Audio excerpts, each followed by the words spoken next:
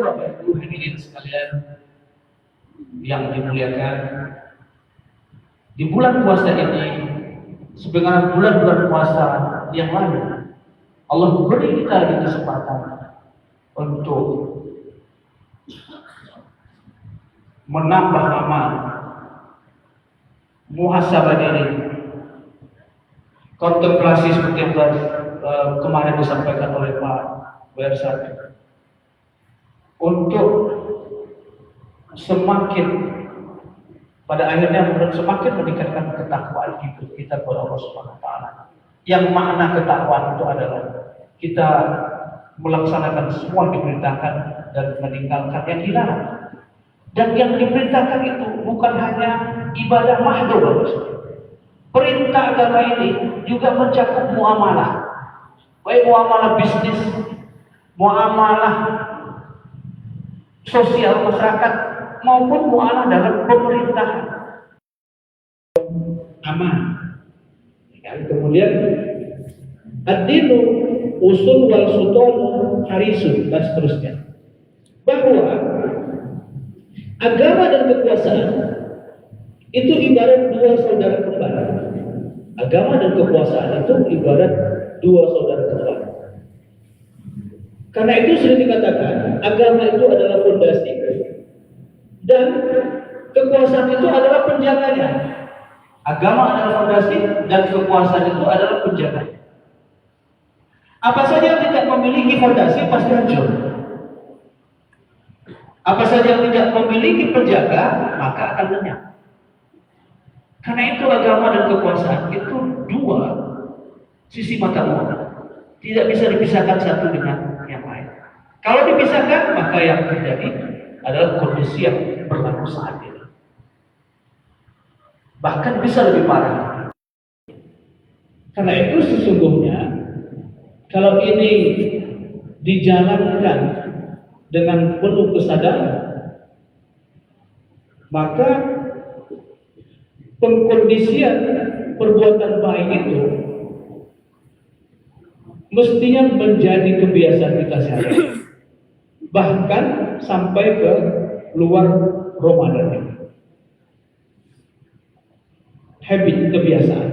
Ketika kita sudah terbiasa berbuat kebaikan, maka sesungguhnya itu menjadi perilaku yang tanpa berpikir secara sadar pun kita melakukan kebaikan itu. Inilah sesungguhnya Bapak sekalian pelajaran, salah satu hikmah dari pelaksanaan amaliyah Ramadan itu yang dilakukan selama 30 hari dan terus berulang setiap tahun adalah untuk menciptakan kebiasaan baik bagi kita, dan tentunya akan terus terjadi peningkatan dalam ketakwaan kita kepada Allah Subhanahu wa taala. Nah, sekarang tinggal kita lihat, kita ukur benar tidak perbuatan yang kita dikondisikan untuk terus berbuat baik, untuk menjadi habit bagi kita dalam melakukan kebaikan itu, benar tidak itu sudah ada dalam diri kita? Tentu juga kita melihat wujud apakah tidak di masyarakat kita. Tentu hal yang wajar kemudian kita melakukan evaluasi, melakukan penilaian. Apakah pesan yang diharapkan dari ritual Ramadan itu kemudian mewujud dalam kehidupan kita sehari-hari.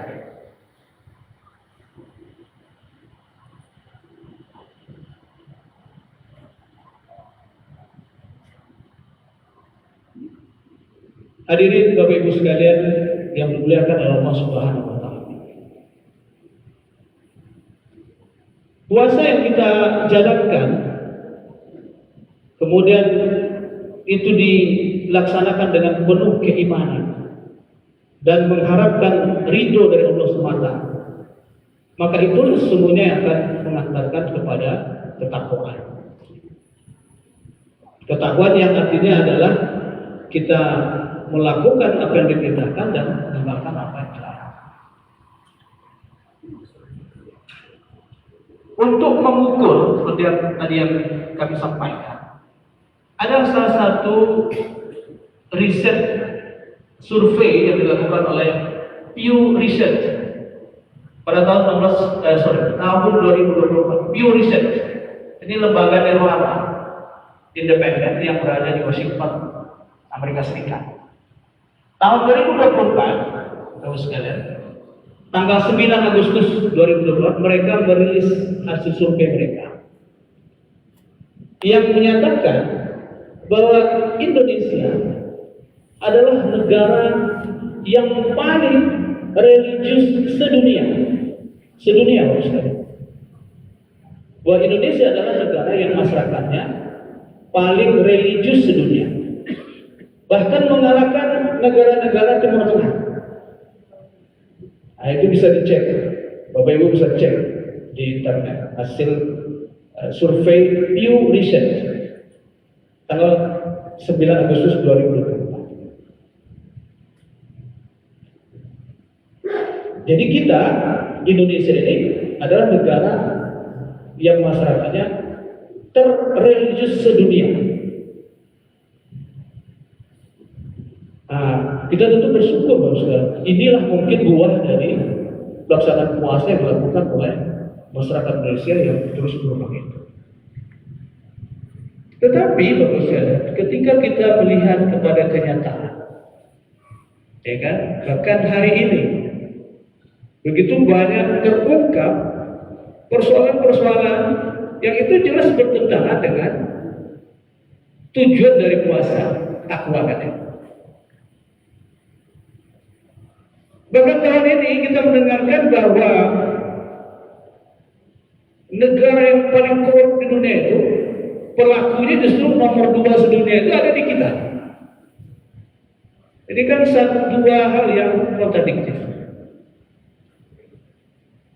Tambah lagi terungkapnya berbagai macam kasus-kasus korupsi belakangan ini, yang nilainya tak tanggung-tanggung. Bahkan membayangkan seberapa banyak uangnya pun kita tidak bisa. 1.000 triliun dan lainnya terungkap. Itu yang baru terungkap. Yang tidak terungkap, saya yakin lebih banyak dari itu.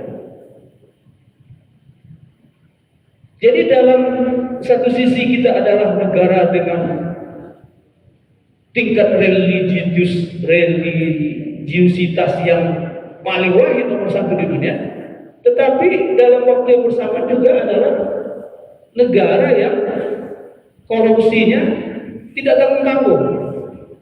Baru dari satu sisi korupsi. Padahal yang melakukan tindakan korupsi itu di antara kita juga umat Islam. Boleh dicek apa agamanya.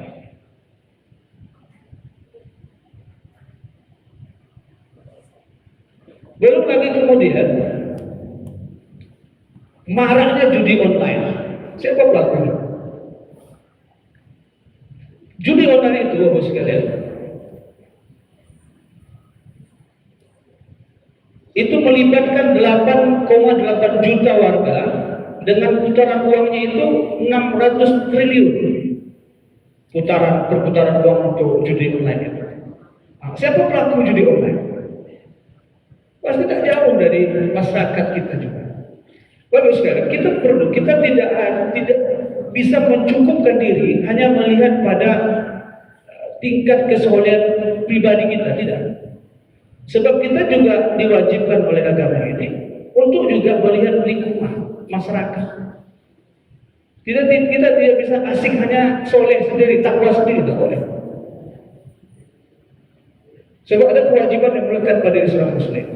Jelas itu, banyak ayat yang memerintahkan itu. Surat An-Nahl, surat Ali Imran ayat 104. Wal takum minkum ummati yad'una ilal khair wa ya'muruna bil ma'ruf wa yanhauna 'anil munkar. Ada kewajiban melekat dalam diri kita seorang muslim untuk amar ma'ruf nahi munkar. Karena itu kita tidak boleh hanya asik pada kesolehan individu, ketakwaan personal, tapi juga mesti melihat kondisi masyarakat, bahkan negara. Sebab ketakwaan ini kita tahu